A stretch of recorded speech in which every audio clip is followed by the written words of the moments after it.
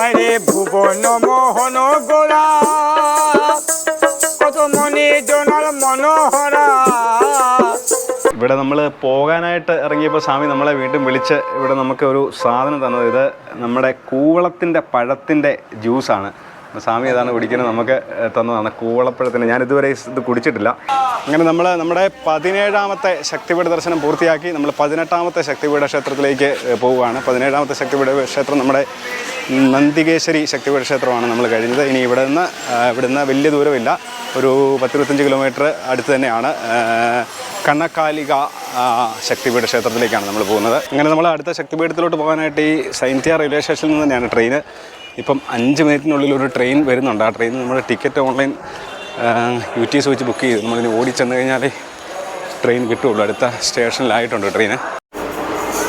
അങ്ങനെ നമ്മൾ നമ്മുടെ കൺകാലിക റെയിൽവേ സ്റ്റേഷനിലോട്ട് പോകാനായിട്ടുള്ള ട്രെയിനാണ്.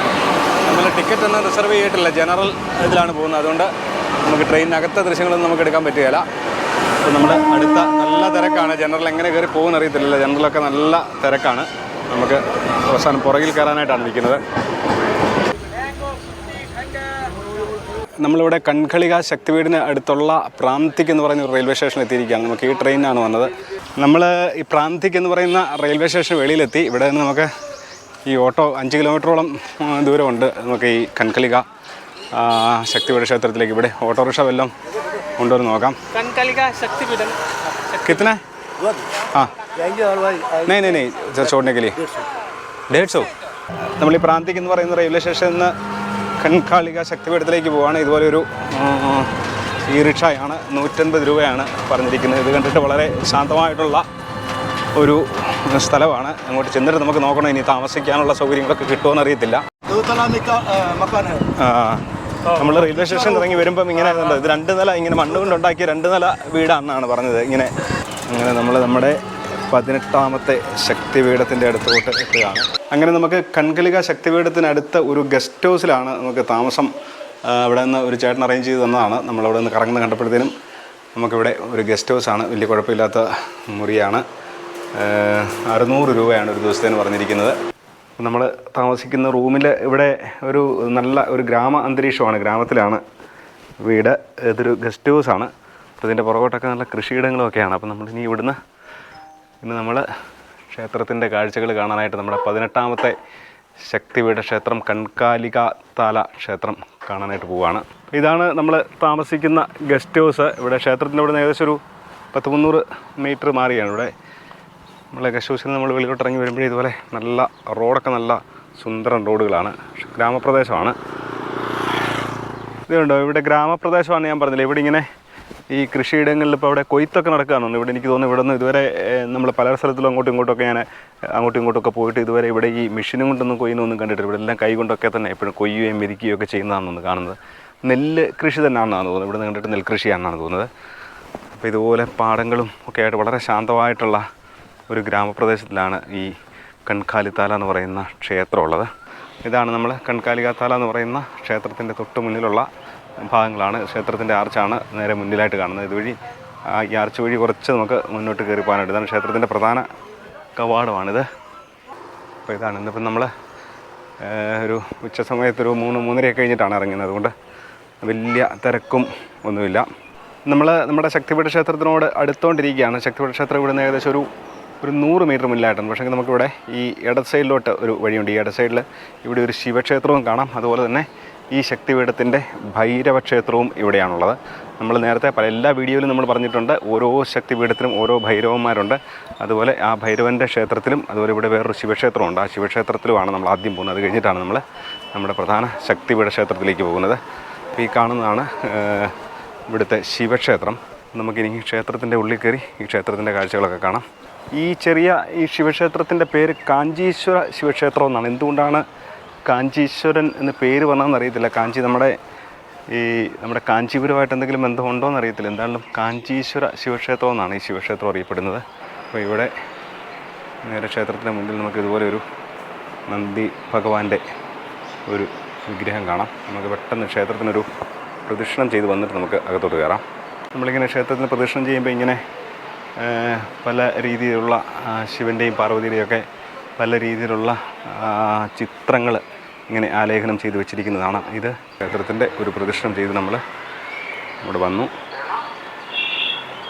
നമ്മളങ്ങനെ ഈ കാഞ്ചീശ്വര ക്ഷേത്രത്തിൻ്റെ ഉള്ളിലേക്ക് കയറുകയാണ്, ശിവക്ഷേത്രത്തിൻ്റെ ഉള്ളിലേക്ക്.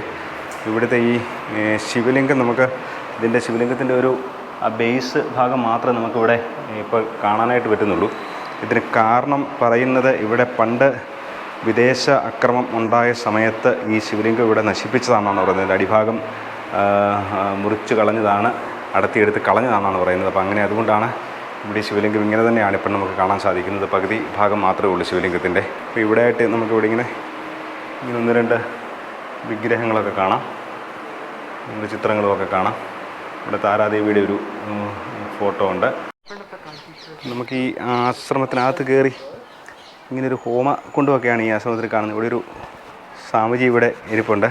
അദ്ദേഹം പറയുന്നത് ഇവിടെ ഈ ഹോമകുണ്ടം ഇത് കാമാഖ്യാദേവിയെ പ്രതിനിധീകരിക്കുന്ന ഒരു ഹോമകുണ്ടമാണ്. ഇദ്ദേഹം ഇവിടെ സാധന അനുഷ്ഠിച്ചുകൊണ്ടിരിക്കുകയാണ്. 9 വർഷം ആയിട്ട് ഇവിടെ സാധന അനുഷ്ഠിച്ചുകൊണ്ടിരിക്കുകയാണ്. 12 വർഷത്തേന് ഈ ഇവിടെ യാഗങ്ങളും കാര്യങ്ങളൊക്കെ ചെയ്യുന്നുണ്ടെന്നാണ് പറഞ്ഞത്. आपका नाम क्या है? महंत विश्वेश्वरानंद गिरी नागा बाबा है. നാഗബാബയാണ്, ഇദ്ദേഹം ഒരു നാഗബാബയാണെന്നാണ് പറഞ്ഞത്. അപ്പോൾ ഈ സ്വാമി പറഞ്ഞത് ഇദ്ദേഹം കേരളത്തിൽ വന്നിട്ടുണ്ട്. കേരളത്തിൽ കാക്കനാടും തിരുവനന്തപുരത്തുമൊക്കെ ഇദ്ദേഹം നേരത്തെ ജോലി ചെയ്തിട്ടുണ്ടെന്നാണ് പറഞ്ഞത്. അത് കഴിഞ്ഞിട്ടാണ് സന്യാസി ആയതെന്നാണ് പറഞ്ഞത്. ഇപ്പം ജീവിതത്തിൽ ആദ്യമായിട്ട് കൂവളപ്പഴത്തിൻ്റെ ജ്യൂസ് കുടിക്കുകയാണ്. അപ്പോൾ ഇതാണ് ആശ്രമം. ഈ ശിവക്ഷേത്രത്തിനോട് ചേർന്ന് തന്നെയുള്ള ഒരു ആശ്രമമാണ്. അതിനാണ് നമ്മൾ അപ്രതീക്ഷിതമായിട്ട് സ്വാമിയുടെ അടുത്ത് കയറി സ്വാമിയായിട്ട് കുറച്ച് നേരമൊക്കെ സംസാരിച്ച് സ്വാമിയുടെ അനുഭവങ്ങളും കാര്യങ്ങളൊക്കെ പറഞ്ഞു. ഇനി ഇവിടെ അടുത്തതായിട്ട് ആണ് നമ്മുടെ ഈ ഒരു ഭൈരവ ക്ഷേത്രമുള്ളത്. നമ്മുടെ ശക്തിപീഠ ക്ഷേത്രങ്ങളെല്ലാം കാണുന്ന ഭൈരവ ക്ഷേത്രമാണ്. ഈ ഭൈരവൻ അറിയപ്പെടുന്നത് രുരു ഭൈരവൻ എന്നാണ് അറിയപ്പെടുന്നത്. എല്ലാ ശക്തിപീഠങ്ങളിലും 51 ശക്തിപീഠങ്ങളിലും ഇതുപോലെ നമുക്ക് ഈ ശക്തിപീഠത്തിനോട് ചേർന്ന് തന്നെ ഒരു ഭൈരവ ക്ഷേത്രം കാണാം. ഓരോ ഭൈരവനും ഓരോ പേരിലായിരിക്കും അറിയപ്പെടുന്നത്. ഈ ഭൈരവൻ്റെ പേര് രുരു ഭൈരവൻ എന്നാണ് അറിയപ്പെടുന്നത്. നമ്മൾ ഈ ഹനുമാൻ ക്ഷേത്രത്തിലേക്കാണ് പോകുന്നത്.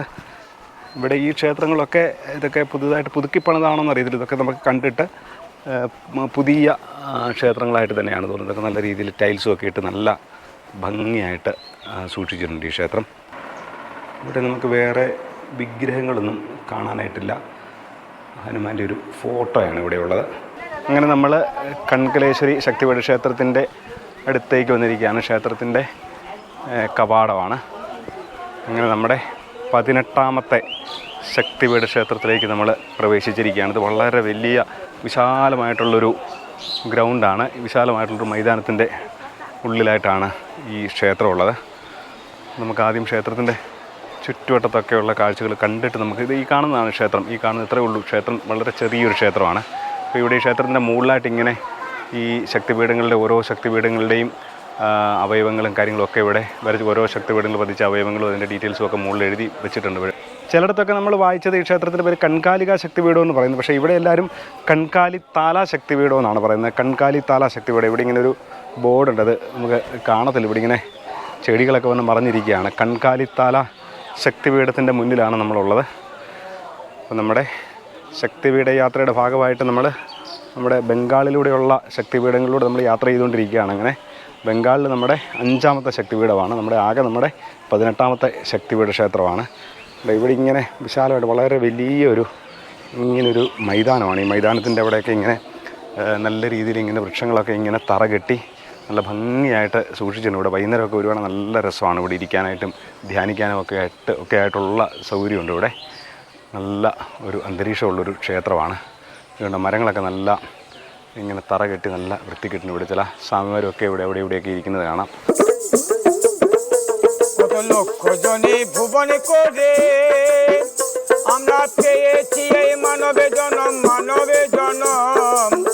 നമുക്ക് ഈ ക്ഷേത്രത്തിലോട്ട് കയറുന്നതിന് മുമ്പ് ക്ഷേത്രത്തിനൊരു പ്രദക്ഷിണം ചെയ്ത് ചുറ്റുവട്ടത്തുള്ള കാഴ്ചകളൊക്കെ കണ്ട് നമുക്ക് ക്ഷേത്രത്തിനുള്ളിലേക്ക് കയറാം. അപ്പോൾ നമുക്ക് ഈ വലത്ത് വെച്ച് വരുമ്പോൾ തന്നെ ഇവിടെ ഇങ്ങനെ ഒരു വലിയൊരു മരം കാണാം.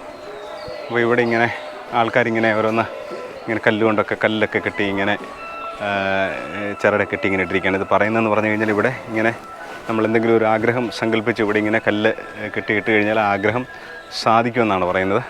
അപ്പോൾ അതുപോലെ തന്നെ ഈ ക്ഷേത്രത്തിൻ്റെ പുറകിലായിട്ട്, അതായത് ഇതാണ് ഈ കാണുന്നതാണ് ക്ഷേത്രം. ഈ ക്ഷേത്രത്തിൻ്റെ പുറകിലായിട്ട് ഇവിടെ ഇങ്ങനെ നമ്മൾ മറ്റ് ക്ഷേത്രങ്ങളിലൊക്കെ കാണുന്ന പോലെ ബംഗാളിലും നേപ്പാളിലും ഒക്കെ നമ്മൾ എല്ലാ ക്ഷേത്രത്തിലും നമ്മളിങ്ങനെ ബലിപീഠങ്ങൾ കണ്ടിട്ടുണ്ട്. ഇവിടെ നമുക്ക് ഇവിടെ ഒരു ബലിപീഠം കാണാം ഈ ക്ഷേത്രത്തിൻ്റെ സൈഡിലായിട്ട്. അതുപോലെ ഇവിടെ നമുക്ക് ഇങ്ങനെ ഒന്ന് രണ്ട് ഈ കാണുന്ന ഫോട്ടോയാണ് ഇവിടുത്തെ ദേവിയുടെ പടം. ഇങ്ങനെയാണ് കൺകാലികാത്താല ദേവിയുടെ പടമാണിത്. ഇവിടെ ഇങ്ങനെ ഹോമങ്ങളൊക്കെ നടക്കുന്നതാണെന്നാണ് തോന്നുന്നത്. അതുപോലെ തന്നെ ഇവിടെ നമുക്കിങ്ങനെ ഇവിടെയും ഇങ്ങനെ ഒരു ക്ഷേത്രം കാണാം. വേറെ ഇവിടെ ഇങ്ങനെ ഇവിടുത്തെ ആരാധനയൊക്കെ ആയിട്ട് ബന്ധപ്പെട്ട എന്തൊക്കെയോ സംഭവങ്ങളാണ്. ഇത് നമ്മൾ നേപ്പാളിൽ നമ്മൾ ഗുഹ്യേശ്വരി ക്ഷേത്രത്തിൽ ഇതുപോലെ തന്നെ ഏകദേശം ഇതുപോലെ തന്നെ ഒരു കലശം പോലെ ഒരു സംഗതിയായിരുന്നു നമ്മൾ കണ്ടത്. അതുപോലെ ഇതിൻ്റെ പുറകിലായിട്ട് കാണുന്ന ഒരു കുളമാണ് കാണുന്നത്. ഈ ക്ഷേത്രത്തിൻ്റെ പുറകിലായിട്ട് ഒരു കുളമാണ് കാണുന്നത്. ശരിക്കും പറയുന്നത് ഈ കുളത്തിലാണ് ദേവിയുടെ ശരീരഭാഗം പതിച്ചത്. ഈ കുളത്തിലാണ്, അതായത് ഇവിടുത്തെ സതീദേവിയുടെ ശരീരഭാഗം ഇവിടെ പതിച്ചത് ദേവിയുടെ അരക്കെട്ടിൻ്റെ ഭാഗമാണ് പതിച്ചത്. അതുകൊണ്ടാണ് ആ ഭാഗത്തിന് നമ്മളിവിടെ ബംഗാളി ഭാഷയിൽ പറയുന്ന കങ്കൽ എന്നാണ് പറയുന്നത്. അങ്ങനെയാണ് കൺകാലിക ക്ഷേത്രമെന്ന് ഈ ക്ഷേത്രത്തിന് പേര് വരുന്നത്. നമുക്ക് ഈ ശക്തിപീഠത്തിൻ്റെ ആ കുണ്ഠം, അതായത് ശക്തിപീഠം പതിച്ചിരിക്കുന്ന ആ കുണ്ഠത്തിൻ്റെ കാഴ്ച നമുക്ക് ശകലം കൂടെ ഒന്ന് വ്യക്തമായിട്ട് നമുക്ക് ഇവിടെ നിന്ന് കാണാനായിട്ട് സാധിക്കും. ഇത് കണ്ടോ, ഇതാണ് ശക്തിപീഠം എന്ന് പറയുന്നത്. ശരിക്കും പറഞ്ഞാൽ ഇവിടെയാണ് സതിയുടെ ശക്തിപീഠം പതിച്ചിരിക്കുന്ന സ്ഥലം ഇവിടെയാണ്. പക്ഷേങ്കിൽ ഈ കുളം നോക്കുമ്പോൾ യാതൊരുവിധ വൃത്തിയില്ലാതൊക്കെയാണ് സൂക്ഷിച്ചിരിക്കുന്നത്. ഇവിടെ കുറച്ച് കൊടികളുമൊക്കെ നാട്ടിയിരിക്കുന്നതാണ്. പക്ഷേങ്കിൽ ഇവിടെ ജലം വളരെ വൃത്തിഹീനമായിട്ടുള്ള രീതിയിൽ പായലൊക്കെ പിടിച്ച് തന്നെയാണ് നമുക്കിവിടെ കാണുന്നത്. ഇതൊക്കെ എന്തുകൊണ്ടാണെന്ന് അറിയത്തില്ല. ഇത്രയും പവിത്രമായിട്ടുള്ള സ്ഥലങ്ങളൊന്നും വൃത്തിഹീനമായിട്ടാണ് ബംഗാളിൽ പലയിടത്തും നമുക്ക് കാണാനായിട്ട് സാധിക്കുന്നത്.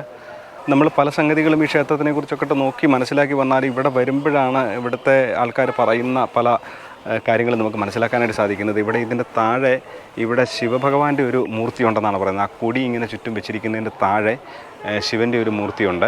അതുപോലെ തന്നെ മറ്റൊരു കാര്യം എന്ന് പറഞ്ഞാൽ ഇവിടുത്തെ ഈ കുളത്തിലെ വെള്ളം കൂടുകയുമില്ല കുറയുകയില്ലെന്നാണ് പറയുന്നത്. എപ്പോഴും ഇതേ ലെവലിൽ തന്നെ വെള്ളം നിൽക്കുമെന്നാണ് പറയുന്നത്. ഈ കുളത്തിനുള്ളിലുള്ള ശിവൻ്റെ വിഗ്രഹം വർഷത്തിലൊരു പ്രാവശ്യം, അതായത് സംക്രാന്തി ദിവസം ഈ ശിവൻ്റെ പ്രതിമ വെളിയിലെടുത്ത് നമ്മൾ മുമ്പ് കണ്ട ആ ശിവക്ഷേത്രത്തിൽ കൊണ്ടുപോയി അവിടെ പൂജയും ആരാധനയൊക്കെ ചെയ്യുമെന്നാണ് പറഞ്ഞത്. അപ്പോൾ ഇത് ഇവിടുന്ന് ഒരു സാധു നമുക്ക് പറഞ്ഞു തന്നാണ് ഈ കാര്യങ്ങൾ.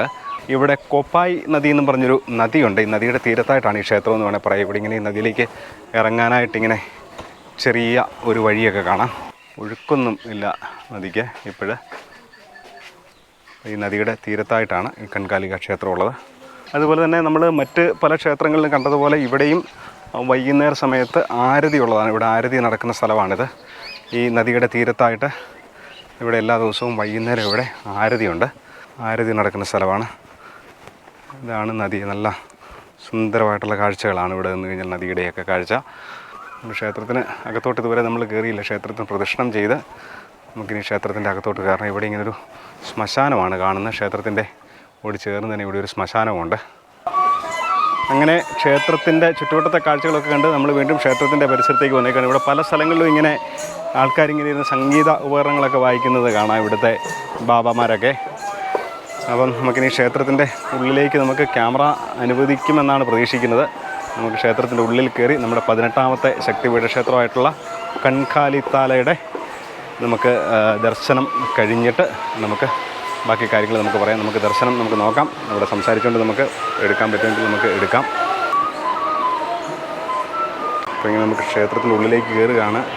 ഇതുവരെ എടുക്കരുതെന്നൊന്നും പറഞ്ഞിട്ടില്ല. ഇവിടെയാണ് നമ്മുടെ 18ാമത്തെ ശക്തിപീഠ ക്ഷേത്രത്തിൻ്റെ ഉള്ളിൽ നമ്മൾ വന്നിരിക്കുകയാണ്. ഇവിടെ ഇങ്ങനെ 3 പൂജാരിമാർ ഇരിക്കുന്നതാണ്. അതുപോലെ തന്നെ ദേവിയുടെ ഒരു പാദം കാണാം ഇവിടെ. അങ്ങനെ ദേവിയുടെ ഒരു ഫോട്ടോയും നമുക്ക് ഇതിൻ്റെ പുറകിലായിട്ട് കാണാം. അപ്പോൾ ഇവിടെ ശക്തിപീഠം എന്ന് പറയുന്നത് നമ്മൾ മുമ്പ് കണ്ട കുണ്ഠാണ് ശക്തിപീഠം. ഇവിടെ ഇങ്ങനെ പ്രതീകാത്മകമായിട്ട് ഇവിടെ പൂജകളും കാര്യങ്ങളും അലങ്കാരങ്ങളും ഒക്കെ ഇവിടെ ചെയ്യുന്നുണ്ടെന്നേ ഉള്ളൂ.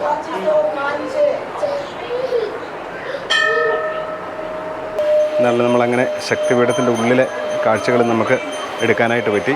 ശക്തിപീഠം ശരിക്കും നമ്മൾ മുമ്പ് പറഞ്ഞ ഈ കുണ്ഠാണ് ശരിക്കും ശക്തിപീഠമായിട്ട് അവരും പറയുന്നത്. പൂജാരിമാരോട് ശക്തിപീഠം ചോദിച്ചപ്പോൾ ഈ കുണ്ഠാണ് ശരിക്കും, ഇവിടെയാണ് ശരിക്കും ശക്തിയുടെ ശരീരഭാഗം, അതായത് ശക്തിയുടെ അരക്കെട്ടിൻ്റെ ഭാഗമാണ് ഇവിടെ പതിച്ചിരിക്കുന്നത്.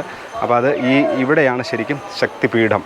അത് നമുക്കിവിടെ ഈ കുളത്തിനുള്ളിൽ പൂജകളും കാര്യങ്ങളും ചെയ്യാൻ പറ്റാത്തത് കൊണ്ട് ഇവിടെ അതുകൊണ്ടായിരിക്കാം ഇവിടെ ഇങ്ങനെ ശക്തിപീഠം പ്രതീകാത്മകമായിട്ട് ഈ ക്ഷേത്രം ആയിട്ട് ഇവിടെ ആരാധനകളും അലങ്കാരങ്ങളും പൂജകളും ഒക്കെ ഇതിനുള്ളിലാണ് ചെയ്യുന്നത്. അതുപോലെ തന്നെ ഇതിൻ്റെ ചേർന്ന് ക്ഷേത്രത്തിൻ്റെ നേരെ മുന്നിലായിട്ടുള്ള ഇത് നാട്യമണ്ഡപം എന്നാണ്, നാട്യമണ്ഡപം എന്നായിരിക്കും ഉദ്ദേശിക്കുന്നത്. നാട്ടുമണ്ഡപം എന്നാണ് ഇവർ പറയുന്നത്. 51 ശക്തിപീഠങ്ങളിലൂടെയുള്ള യാത്രയുടെ ഭാഗമായിട്ട് നമ്മൾ നമ്മുടെ 18ാമത്തെ ശക്തിപീഠ ക്ഷേത്രമായിട്ടുള്ള കൺകാലിത്താല ശക്തിപീഠ ക്ഷേത്രത്തിൻ്റെ കാഴ്ചകൾ കണ്ടു കഴിഞ്ഞു. അമൃതഭാരതം എന്ന ഈ ചാനൽ ഇതുവരെ സബ്സ്ക്രൈബ് ചെയ്യാതെയാണ് നിങ്ങൾ വീഡിയോ കണ്ടുകൊണ്ടിരിക്കുന്നതെങ്കിൽ ദയവായിട്ട് ചാനലൊന്ന് സബ്സ്ക്രൈബ് ചെയ്ത് എന്നെ ഒന്ന് സപ്പോർട്ട് ചെയ്യുക. നിങ്ങളുടെ അഭിപ്രായങ്ങളും നിർദ്ദേശങ്ങളും ഒക്കെ കമൻറ്റായിട്ട് രേഖപ്പെടുത്തുക. വീഡിയോ ഇഷ്ടപ്പെടുന്നുണ്ടെങ്കിൽ ദയവായിട്ട് ലൈക്ക് ചെയ്യുക. എല്ലാവർക്കും നമസ്കാരം. আরে ভুবন মোহন গোরা কত মনে জনার মনোহরা দশিরা ধরে নামে পাগল হয়ে থাকবো মগনা জয়শ্রীরা ধরে নামে পাগল হয়ে আমি থাকবো মগনা রাগনা ছেড়ে দেব না মাঝে মাঝারে রাখিব ছেড়ে দেব না মাঝে দয় মাঝে রাখিব ছেড়ে দেব না